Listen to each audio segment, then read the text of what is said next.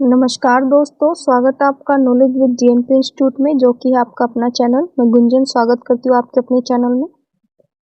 ये बिहार हिस्ट्री का part number 4 है, जो बिहार से रिलेटेड जितने भी सामान्य ज्ञान है इसकी सीरीज हमने चलाई हुई है। तो आने वाली सभी वीडियो में आपको बिहार से रिलेटेड जो फैक्ट होंगे, बिहार सामान्य ज्ञान को कंप्लीट करेंगे पहले हम, क्योंकि आपका एग्जाम बिहार स्पेशल है तो बिहार से क्वेश्चन आने की पॉसिबिलिटी ज़्यादा रहेगी। तो इसी तरह वीडियो के अंत तक बने रहिएगा और आने वाली सभी वीडियो के लिए चैनल को सब्सक्राइब कीजिएगा, वीडियो को लाइक कीजिएगा और कमेंट बॉक्स में कमेंट भी कीजिएगा।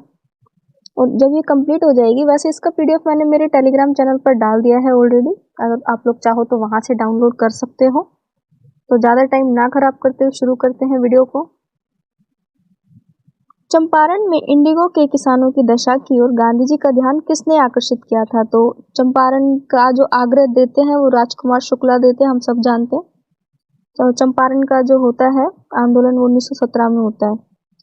गांधी जी के नेतृत्व में बिहार के चंपारण जिले में 1917 में एक सत्याग्रह हुआ। इसे चंपारण सत्याग्रह के नाम से जाना जाता है। यह गांधी जी का प्रथम आंदोलन था। चंपारण आंदोलन मुख्य रूप से किसानों की दुर्दशा को दूर करने के लिए किया गया था। महात्मा गांधी किसानों की समस्या को दूर करने 10 अप्रैल 1917 को राजकुमार शुक्ला के निमंत्रण पर चंपारण पहुंचे। चंपारण में गांधी जी के साथ राजेंद्र प्रसाद, ब्रज किशोर, महादेव देसाई, नरहरि पारिक, जेवी कृपलानी। चंपारण आंदोलन में गांधी जी के नेतृत्व में किसानों की एकजुटता को देखते हुए सरकार ने जुलाई में 1917 में आयोग बनाया।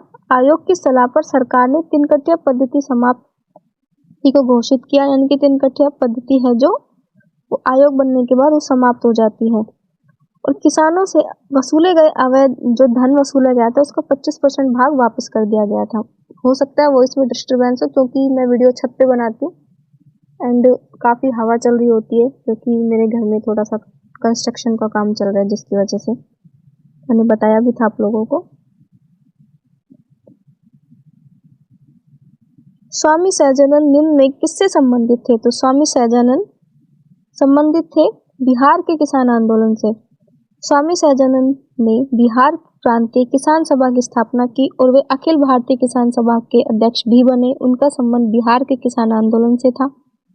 उनके कृषि सुधार कार्यक्रम का वास्तविक लक्ष्य जमींदारी प्रथा उन्मूलन, कृषकों को मालिकाना अधिकार दिलाना था। किसानों के प्रति इनकी समर्पित सेवाओं के कारण इन्हें किसान प्राण कहा जाता था। स्वामी सहजानंद 1930 के दशक में किसान सभा के आंदोलन से जुड़े थे। क्वेश्चन नंबर 13, बिहार में 1857 का विद्रोह का नेतृत्व किसने किया? तो हम सब जानते हैं बिहार से जो जगदीश कुंवर सिंह रहते हैं वो बढ़ चढ़कर 1857 की क्रांति में भाग लेते हैं।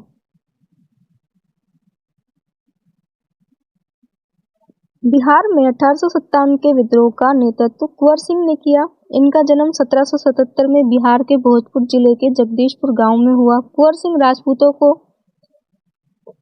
की उज्जैन शाखा से थे। इन्होंने 80 वर्ष की अवस्था में 1857 के विद्रोह में भाग लिया। इन्हें बिहार का सिंह भी कहा जाता था, यानी कि टाइगर ऑफ बिहार जगदीश कुंवर सिंह को कहा जाता था। यहाँ तक कि इनके लिए एक टाइटल है। 1857 की क्रांति में जो सबसे ज्यादा बुजुर्ग थे भाग लेने वाले, वो कुंवर सिंह ही थे। और लास्ट में क्या होता है कि अंग्रेज जो बम से फायर करते हैं तो इनके हाथ पे वो गोली लग जाती है, जिसकी वजह से जहर पूरे शरीर में फैलने की वजह से वो एक हाथ को काटकर गंगा जी में दान कर। और 1857 की क्रांति का जो बिहार स्पेशल, बिहार में जितने भी नायक भाग लिए थे 1857 की क्रांति में, बिहार का क्या योगदान था, इसके लिए अलग से एक वीडियो है। अगर नहीं देखा हो तो प्लेलिस्ट में जाके देख लीजिएगा। और 1857 की क्रांति का अलग से भी 2 पार्ट है, तो उसको भी देख लीजिएगा, क्योंकि 1857 की क्रांति, भारतीय राष्ट्रीय आंदोलन, ये पूरा सिलेबस में अलग से टॉपिक मेंशन है, तो इसके यहाँ से क्वेश्चन आने की पॉसिबिलिटी ज़्यादा है, इसलिए भारतीय राष्ट्रीय आंदोलन और 1857 की क्रांति को अलग से कवर किया हुआ है, तो उसको भी प्लेलिस्ट में आप लोग जाके देख लीजिएगा। 1632 में बिहार के पटना शहर में कौन सी कंपनी ने अपनी फैक्ट्री स्थापित की? तो 1632 में बिहार के पटना में सबसे पहले जो फैक्ट्री स्थापित होती है वो होती है Dutch East India company. British east India company अपनी पहली फैक्ट्री सूरत में लगाती है। पुर्तगाली गोवा में स्टार्ट करते हैं। And French east India company ये भी अपनी जो फैक्ट्री है वो सूरत में ही स्टार्ट करती है पहली। Dutch East India Company Netherlands की एक व्यावसायिक कंपनी थी जिसकी भारत में स्थापना 1602 में किया गया। यह कंपनी 1632 में बिहार के पटना शहर में अपनी फैक्ट्री स्थापित की थी। प्राचीन महाजनपद मगध की राजधानी, प्रथम राजधानी कौन सी थी? तो मगध की जो प्रथम राजधानी थी वो थी राजगृह, बाद में उसका नाम गिरिराज कर दिया जाता है। तो इसका जो ऑप्शन होगा ऑप्शन नंबर ई होगा। यहाँ से मैं आपको 2 पॉइंट और बता देती हूँ कि ये जो ऑप्शन एग्जाम में दिया गया है इसको थोड़ा सा बीपीएससी का है, आप लोगों को कंफ्यूज करे, क्योंकि ये वाले ऑप्शन ही आपके सबसे ज्यादा नेगेटिव करवाएंगे। तो इसको थोड़ा सा कैसे टैकल करना है इसको थोड़ा सा समझ लीजिएगा। जैसे इसमें पूछा गया है प्राचीन मगध की प्रथम राजधानी राजगृह और गृहवश थी। तो अगर ऑप्शन में आपके राजगृह गृहवश दोनों आ जाता है तो आपका ऑप्शन होता है उपयुक्त में से एक से अधिक। और आप में यहाँ पे ये भी दिया गया उपयुक्त में से कोई नहीं, तो उपयुक्त में से कोई नहीं का केस तो ये हो ही गया क्योंकि कोई भी राजधानी दी नहीं गई। लेकिन ये उपयुक्त में से एक से अधिक आप तब यूज करेंगे जब आपके 2 ऑप्शन आंसर में होंगे। तो जैसे कि राजगृह और गृहवश अगर ऑप्शन में दिया होता तो हम ऑप्शन नंबर ई के साथ इस पॉइंट के साथ जाते उपयुक्त में से एक से अधिक। तो ये भी ध्यान रखिए क्योंकि इस बार नेगेटिव मार्किंग भी है और इस ऑप्शन को ऐड भी इसीलिए किया गया ताकि मोस्ट ऑफ चांसेस हो नेगेटिव मार्किंग, मतलब कि आपके नेगेटिव जाएं। तो ये वाला ऑप्शन आपको बहुत ज्यादा कंफ्यूज करेंगे। प्राचीन महाजनपद मगध की प्रथम राजधानी राजगृह गृहवश थी। पाटलिपुत्र को मगध साम्राज्य की राजधानी उदयन ने बनाया। ज्ञात है कि मगध साम्राज्य पर शासन करने वाले प्रथम राजवंश के विषय में बौद्ध ग्रंथ पुराणों में अलग अलग विवरण मिलता है। पुराणों के अनुसार मगध पर शासन करने वाला पहला राजवंश था बृहदत्त वंश। इस वंश के पहले राजा बृहदत्त का पुत्र जरासंध था। जरासंध ने अपनी पहली राजधानी राजगृह को बनाया। बौद्ध ग्रंथों के अनुसार मगध पर प्रथम शासक बिंबिसार था जो कि हर्यक वंश से संबंधित था। बिंबिसार के पश्चात अजातशत्रु शासक बना, वो अपने पिता को मारकर बनता है। उसके बाद अजातशत्रु को मारकर उदयन शासक बन जाता है। प्राचीन महाजनपद की संख्या बौद्ध ग्रंथ के अंगुत्तर निकाय और जैन धर्म के भगवती सूत्र के अनुसार 16, यानी कि जो महाजनपद है 16 महाजनपद, उनकी जो हमें व्याख्या मिलती है वो बौद्ध धर्म के अंगुत्तर निकाय से मिलती है। ये क्वेश्चन भी आपका 1 लाइनर में पूछा जाता है। अशोक के प्रस्तर अभिलेख के प्रतीक, यानी कि जो अशोक के अभिलेख थे वो किसके प्रतीक थे? तो अशोक के जो अभिलेख थे उनके प्रशासन के बारे में बताते थे। Option number C right answer. Ashoka के अभिलेख प्रशासन के प्रतीक थे। अशोक के प्रस्तर अभिलेख शिलालेख को 2 वर्ग दीर्घ शिलालेख और लघु शिलालेख में बांटा गया। दीर्घ शिलालेख 14 विभिन्न लेखों का समूह था जो 8 विभिन्न स्थानों से प्राप्त हुए। इनमें से प्रशासनिक धर्म से संबंधित अनेक बातों का उल्लेख मिलता है। अब अशोक के शिलालेख को सबसे पहले पढ़ने वाले थे जेम्स प्रिसेप, क्योंकि क्वेश्चन पूछा जाता है अशोक के शिलालेख को सबसे पहले किसने पढ़ा। और अशोक के जो शिलालेख थे वो लिखे गए थे ब्राह्मी और खरोष्टी और अरमाइक लैंग्वेज। अरमाइक भाषा थी वो अफगानिस्तान साइड में, मतलब सबसे ज्यादा जो अफगानिस्तान में शिलालेख पाए गए थे वहां पर अरमाइक भाषा यूज हुई थी। लेकिन जो पहली भाषा थी वो थी ब्राह्मी और सेकंड थी खरोष्टी। ये याद रखना क्योंकि ये क्वेश्चन पूछा जाता है अशोक के शिलालेख किस भाषा में लिखे गए। तो ऑप्शन में आपको दोनों दिए जाते हैं। अगर अब उपयुक्त में एक से अधिक ऑप्शन दोनों दिए जाएंगे तो आप उपयुक्त में एक से अधिक ऑप्शन का यूज करेंगे। लेकिन अगर आप वनडे एग्जाम देते हैं कोई भी, जैसे रेलवेज वगैरह हो गया, एसएससी हो गया, उसमें ब्राह्मी और खरोष्टी दोनों दिए जाते हैं, लेकिन वहां पे ऑप्शन ब्राह्मी के साथ जाएंगे हम।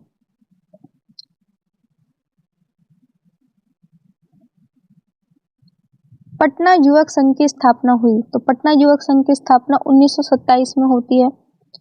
इस संघ की स्थापना मणिंद्र नारायण राय ने की थी। इसमें फूलन प्रसाद वर्मा, कृष्ण वल्लभ सहाय, ब्रजनंद प्रसाद आदि शामिल थे। कृष्ण वल्लभ सहाय भारत के स्वतंत्रता के बाद बिहार के राजस्व मंत्री बने और इसके पश्चात एकीकृत बिहार के तीसरे मुख्यमंत्री बने। बिहार के किसानों ने किस आंदोलन में चौकीदारी कर देने से इनकार कर दिया? यानी कि जो बिहार का कौन सा आंदोलन था जिसमें किसान चौकीदारी का जो टैक्स है उसको देने से मना कर देते हैं? तो बिहार के सविनय अवज्ञा आंदोलन में टैक्स देने से मना कर देते हैं। बिहार के किसानों ने सविनय अवज्ञा आंदोलन में चौकीदारी कर देने से इनकार किया। इसमें चंपारण जिला सबसे आगे था। इसके 5 थाने सुजौली, गोविंद, ढाका, जोगापट्टी, मंझोलिया इससे प्रभावित थे। शाहाबाद के चौगाइन यूनियन के सरपंच का एक दफ्तर 6 चौकीदारों ने त्याग पत्र दिया। तो सविनय अवज्ञा आंदोलन कब होता है? 1921 में।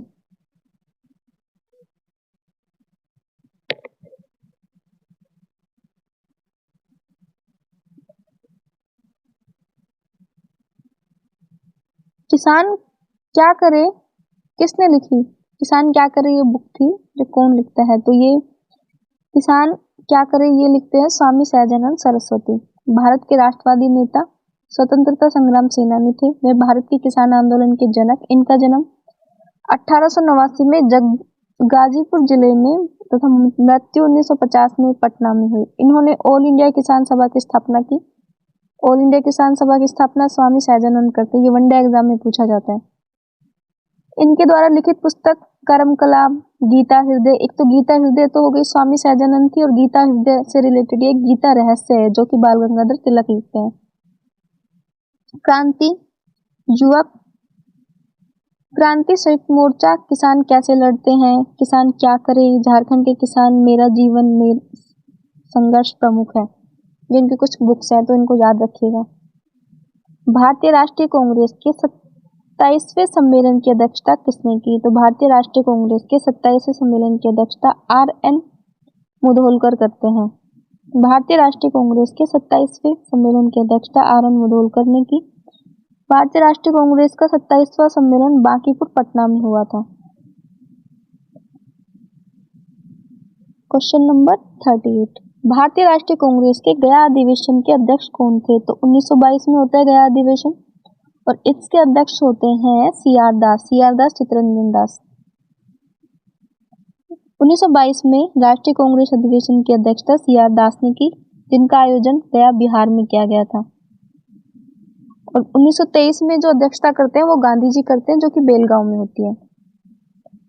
भारतीय राष्ट्रीय कांग्रेस की 1916 में लखनऊ अधिवेशन में किसने बिहार के नील उगाने वाला प्रश्न प्रस्तुत किया? इनकी नील उगाने का प्रश्न जो कौन है प्रेजेंट करता है? राजकुमार शुक्ला करते हैं। क्योंकि चंपारण आंदोलन, इसको आप है ना स्टिक से भी याद कर सकते हैं। चंपारण आंदोलन में गांधी जी को न्योता देने वाले राजकुमार शुक्ला होते हैं, तो नील के लिए जो आवाज उठाते हैं वो भी राजकुमार शुक्ला ही होते हैं, क्योंकि वही गांधी जी को बुला के लेके आते हैं। तो कुछ ऐसे भी आप थोड़ी बहुत आपकी थ्योरी कवर रहेगी तो आप वहां से फैक्ट लगा सकते हैं। भारतीय राष्ट्रीय कांग्रेस के 1916 के लखनऊ अधिवेशन में राजकुमार शुक्ला ने बिहार के नील उगाने वाले किसान का प्रश्न प्रस्तुत किया। मुरली बहरवा, और 1916 में जो लखनऊ अधिवेशन है ना उसकी अध्यक्षता अंबिकाचरण मंजूमदार करते हैं, ये भी याद रखना। मुरली बहरवा गांव के निवासी राजकुमार शुक्ला के अनुरोध पर गांधी जी चंपारण पधारे। वे कलकत्ता से 10 अप्रैल 1917 को पटना पहुंचे और 15 अप्रैल 1919 को मोतिहारी चंपारण पहुंचे। लखनऊ अधिवेशन में ही गरम दल नरम दल एक हो जाते हैं, ये पॉइंट भी आप याद रखना।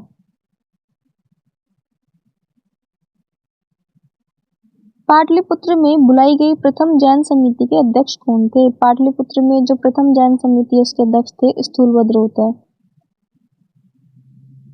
और पहली जैन समिति राजगृह में होती है। स्थूलभद्र ने प्रथम जैन समिति की अध्यक्षता की, जिसका आयोजन पाटलिपुत्र में किया गया। पाटलिपुत्र में होता है, दूसरी राजगीर में होती है। इस सभा में जैन धर्म के 12 अंगों का संकलन किया गया, किंतु भद्रभाव के अनुयायियों ने भाग नहीं लिया। इसी सभा में जैन धर्म का विभाजन श्वेतांबर दिगंबर, यानी कि जो प्रथम अधिवेशन होता है इसमें श्वेतांबर और दिगंबर हो जाते हैं। दो संप्रदाय हो गए, स्थूलभद्र के अनुयायी श्वेतांबर और भद्रभाव के अनुयायी दिगंबर कहलाए। किस शासक ने अपनी राजधानी पाटलिपुत्र में स्थापित की थी? तो अपनी राजधानी पाटलिपुत्र में कौन लेके आता है? उदयन लेके आता है। हर्यक वंश के शासक उदयन ने अपनी राजधानी राजगृह से पाटलिपुत्र स्थानांतरित की। उदयन ने गंगा और सोन नदियों के संगम पर पाटलिपुत्र और कुसुमपुर नामक नगर की स्थापना की तथा राजगृह से अपनी राजधानी पाटलिपुत्र स्थानांतरित की। क्वेश्चन नंबर 42, बिहार में 1857 के विद्रोह का नेतृत्व किसने किया था? तो 1857 की क्रांति में जब सबसे ज्यादा कुंवर सिंह भाग लेते हैं, ये क्वेश्चन पहले भी आ चुका है। इस सीरीज में आपको बीपीएससी के जितने भी क्वेश्चन आए हुए हैं ना, बीपीएससी ने जो भी एग्जाम कराए वो सब मिलेंगे। 1857 के विद्रोह का नेतृत्व शाहाबाद जिले के जगदीशपुर में जमींदार बाबू कुंवर सिंह ने किया। कुंवर सिंह 26 अप्रैल 1858 को उनकी मृत्यु हो गई। तत्पश्चात उनके भाई अमर सिंह ने आंदोलन में भाग लिया, यानी कि उनका नेतृत्व संभालते हैं। असहयोग आंदोलन के दौरान बिहार में कृषकों का नेतृत्व कौन करता है? असहयोग आंदोलन के दौरान बिहार में कृषक का नेतृत्व स्वामी विद्यानंद करते हैं। असहयोग आंदोलन के दौरान स्वामी विद्यानंद के नेतृत्व में बिहार के कृषकों ने जमींदारों के खिलाफ आंदोलन किया। सितंबर 1920 में कलकत्ता के विशेष अधिवेशन में लाला लाजपत राय की अध्यक्षता में असहयोग आंदोलन की स्वीकृति मिली। दिसंबर 1920 में नागपुर के कांग्रेस के वार्षिक अधिवेशन में अंतिम रूप से पारित किया गया। इनकी जो असहयोग आंदोलन है वो नागपुर अधिवेशन से पारित किया जाता है।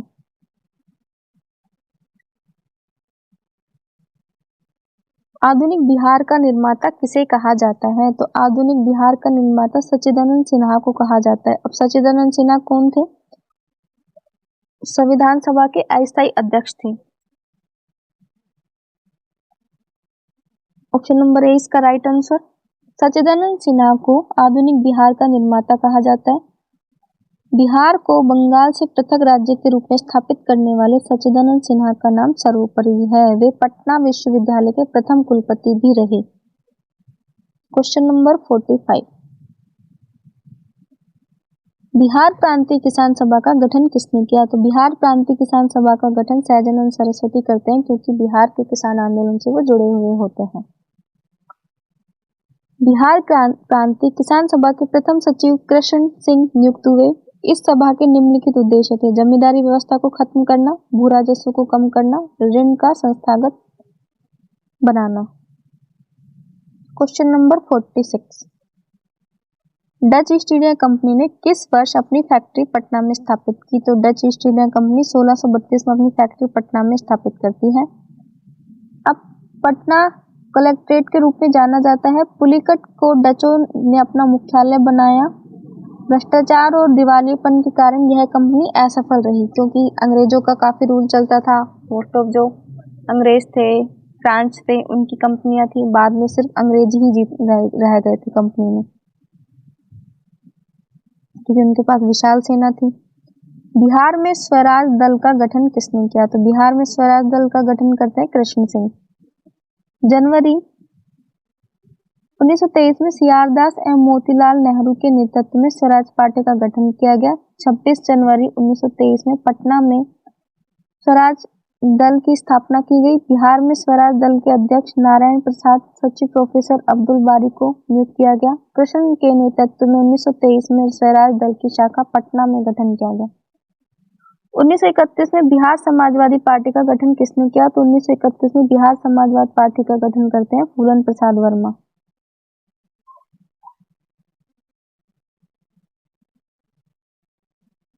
जुलाई 1931 में बिहार समाजवादी पार्टी की स्थापना जयप्रकाश नारायण, फूलन प्रसाद वर्मा एवं कुछ अन्य लोगों ने मिलकर किया। इस पार्टी की स्थापना मुख्य उद्देश्य था कि देश के आर्थिक विकास की प्रक्रिया राज्य द्वारा नियंत्रित हो, राजाओं और जमींदारों का उन्मूलन बिना मुआवजे से किया जाए। बिहार दिवस का क्या महत्व है, जो हर साल 22 मार्च को मनाया जाता है? 22 मार्च को बिहार दिवस भी मनाया जाता है, 22 मार्च को जल दिवस भी मनाया जाता है। 22 मार्च को जल दिवस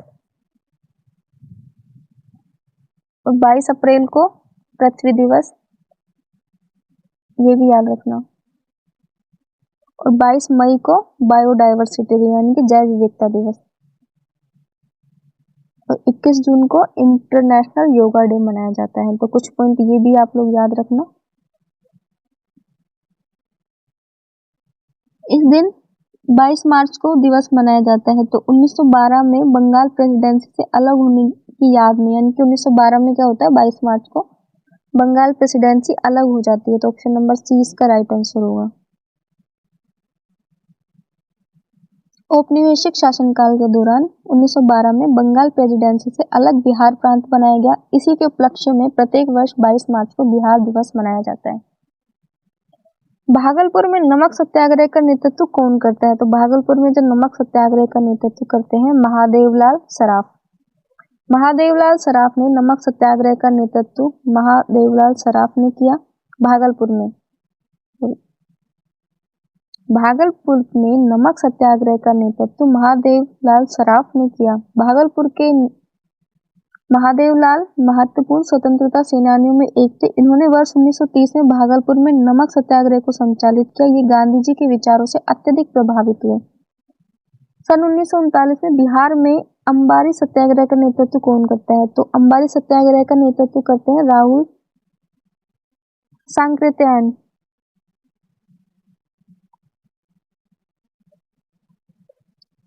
महापंडित राहुल सांकृत्यायन हिंदी के एक प्रमुख साहित्यकार थे, जिन्होंने बिहार में अंबारी सत्याग्रह का नेतृत्व किया। इस सत्याग्रह के दौरान इन्हें झूठे मुकदमे में फंसाकर जेल भेज दिया गया।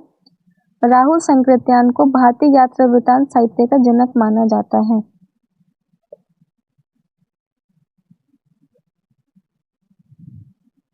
कश्मीर घाटी के अंतिम मुस्लिम शासक यूसुफ शाह चक, जिन्हें मुगल सम्राट द्वारा बिहार से निर्वासित किया गया था, दफन है। तो यानी कि उनका जो मकबरा है वो कहाँ है? कश्मीर के अंतिम मुगल शासक यूसुफ चक को बिहार के नालंदा जिले में दफनाया गया था। उल्लेखनीय है कि उन्हें मुगल शासक अकबर द्वारा कश्मीर से निर्वासित करने और मृत्यु के उपरांत यहीं दफनाया गया था। क्वेश्चन नंबर 53, 1919-20 में दरभंगा किसान आंदोलन के प्रमुख नेता कौन थे? तो दरभंगा किसान आंदोलन के प्रमुख नेता स्वामी विद्यानंद थे। इसमें विद्यानंद ऑप्शन नहीं है, इसमें एक ऑप्शन और होना चाहिए था, उपयुक्त में से कोई नहीं। तो इसका आंसर इनमें से कोई भी ऑप्शन नहीं है। और ये बिहार पुलिस का है, तो बिहार पुलिस में 4 ऑप्शन के आते हैं, लेकिन जो बीपीएससी का पैटर्न वो 5 ऑप्शन का है। तो आपने ये नोटिस किया होगा, बीपीएससी में जितने भी क्वेश्चन है वो 5 ऑप्शन के। स्वामी विद्यानंद 1920 में दरभंगा किसान आंदोलन के प्रमुख नेता थे। यह विरोध बिहार के सबसे बड़े जमींदारी दरभंगा राज पर केंद्रित था। इस आंदोलन का विस्तार धीरे धीरे पूर्णिया से सहरसा, भागलपुर और मुंगेर जिला तक हो गया। दरभंगा के महाराजा द्वारा इस आंदोलन का प्रभाव समाप्त करने के लिए एक प्रांतीय सभा का गठन 1922 में किया गया। कालांतर में महाराज द्वारा कुछ मांगे स्वीकार करने के बाद आंदोलन शिथिल पड़ गया।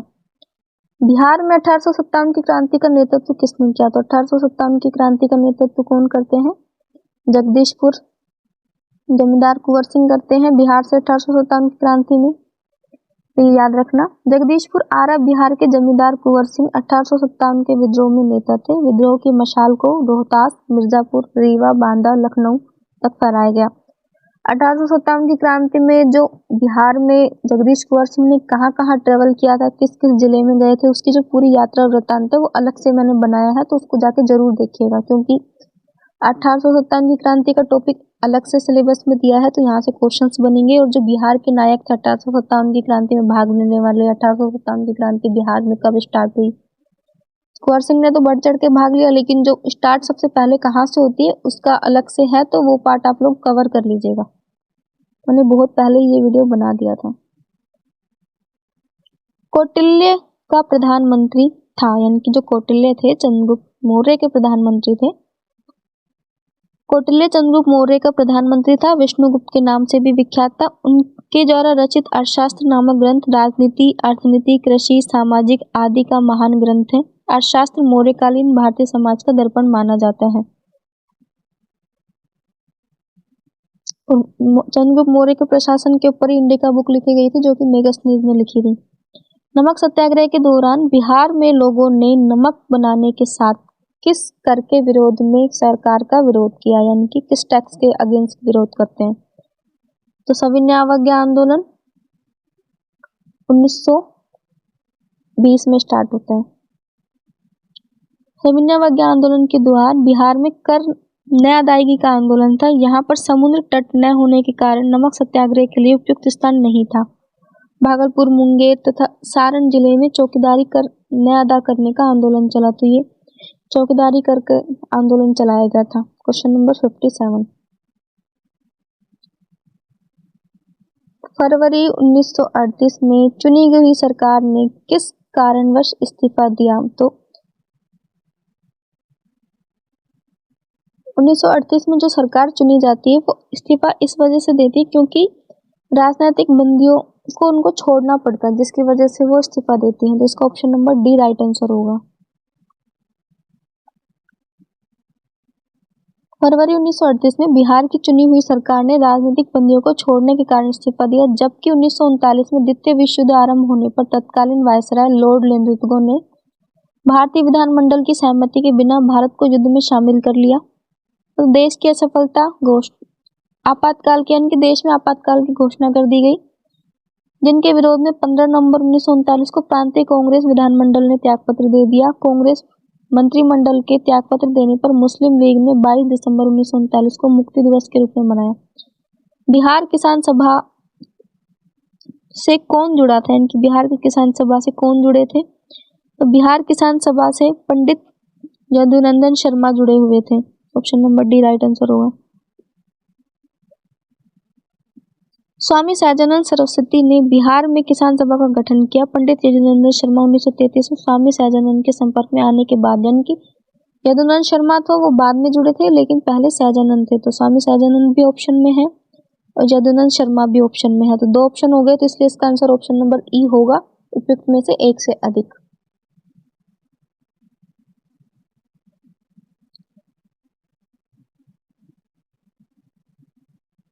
भारतीय प्रांतीय राज्य के रूप में बिहार बना, यानी कि जो बिहार है वो प्रांतीय राज्य के रूप में 1936 में बनता है। एक प्रांत के रूप में बंगाल से अलग होकर बिहार राज्य का गठन 22 मार्च 1912 को हुआ, जिसमें उड़ीसा की सम्मिलित था। आगे चलकर 1 अप्रैल 1936 को उड़ीसा से अलग होकर बिहार नया राज्य बना। बिहार का विभाजन 15 नवंबर 2000 को हुआ, जिसमें बिहार से अलग होकर नया राज्य झारखंड बना। क्वेश्चन नंबर 60, बंगाल और बिहार में भूमि पर किराए के अधिकार को बंगाल किराएदारी अधिनियम कब स्वीकार किया गया? तो ये स्टार्ट किया जाता है 1885 में। बंगाल किस काश्तकारी अधिनियम सन 1885 में लागू हुआ।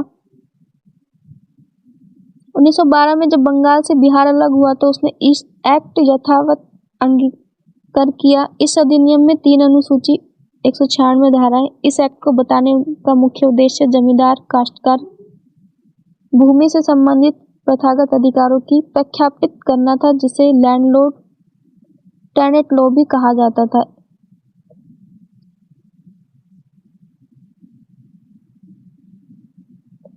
अधिनियम के द्वारा पहली बार रैयत के पक्ष में अधिकारों को प्रख्यापित किया गया। कोई रैयत 12 साल तक लगातार किसी जमीन पर कायम है। रैयत का अर्थ होता है किसान, रैयत से ही रैयतवाड़ी जो किसानों की व्यवस्था थी जिसमें किसान मालिक होता है वो आया था। उसका लगान जमींदार को दे रहा था, तो उसे स्थायी रैयत का दर्जा प्राप्त हुआ, यानी कि किसान डायरेक्ट जमींदारों को टैक्स देता था। रैयत को जमींदार बिना कारण बेदखल नहीं कर सकता था। स्थायी रैयत के उत्तराधिकारी को स्वतः रैयत अधिकार मिलता है। उत्तराधिकारी को इसकी लिखित सूचना जमींदार को देनी पड़ती थी। स्थायी रैयत अपनी जमीन की बिक्री पर कर लगा सकता था। तो ये था आपका वीडियो अच्छा लगा हो तो वीडियो को जरूर लाइक कीजिएगा, चैनल को सब्सक्राइब कीजिएगा। जय हिंद, जय भारत।